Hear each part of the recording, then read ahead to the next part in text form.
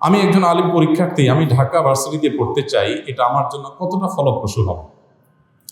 আমাদের আলিয়া মাদ্রাসায় যারা পড়াশোনা করেন তাদের মেজরিটিকে দেখা যায় তারা জেনারেল লাইনে অর্থাৎ কলেজ ভার্সিটিতে তারা চলে যান।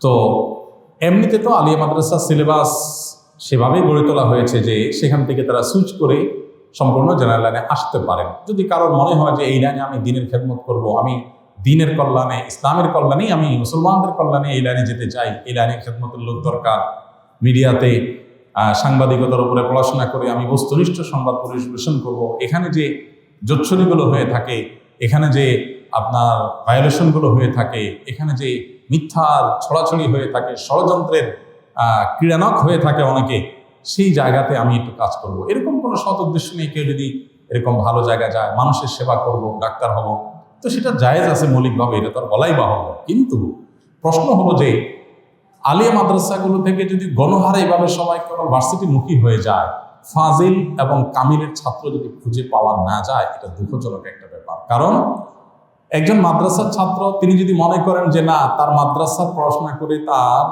তিনি আগাইতে পারবেন না, তিনি পিছায় থাকবেন, এই জন্য তাকে মাদ্রাসা ছেড়ে অন্য জগতে যেতে হবে, এটা যদি তিনি মনে করেন, তাহলে এটার নাম হলো হীনমন্যতা। এই হীনমন্যতার মধ্যে ভোগন্ত একজন মানুষ, তিনি মাদ্রাসার শিক্ষার্থী হিসাবে নিজের লজ্জা পাওয়া উচিত। তার কোরআন হাদিসের ইলম অর্জন করে আমি নিজে একজন আলিম হব, জাতিকে পথনির্দেশ করব, এই মানসিকতা এবং টেন্ডেন্সি আমাদের মধ্যে থাকতে হবে।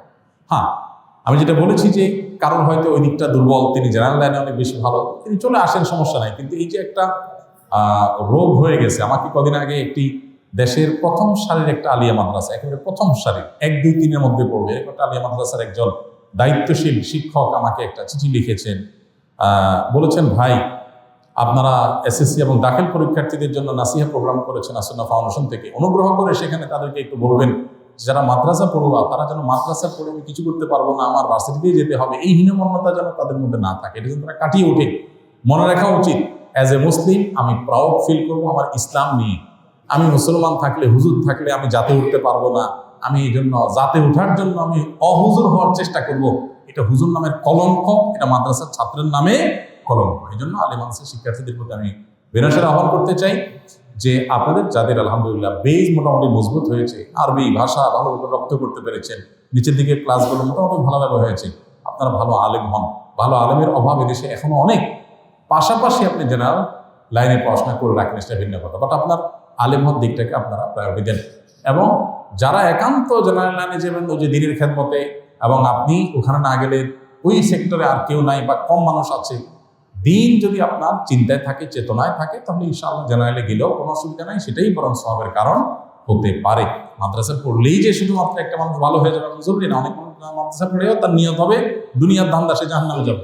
অতএব ইন্নামাল আমালু বিন্নিয়াত, যাওয়া তো জায়েজ আছে ঠিক, কিন্তু এই যে গণহারে সেদিকে ছোটা, এটা কোনো ভালো লক্ষণ না। এটা মানে হলো যে আমাদের মধ্যে হীনমন্যতা পেয়ে বসেছে এবং ইলমের গুরুত্ব আমাদের থেকে কমে গেছে। আল্লাহ তাআলা আমাদেরকে এই হীনমন্যতা থেকে বেরিয়ে আসার তৌফিক দান করুন।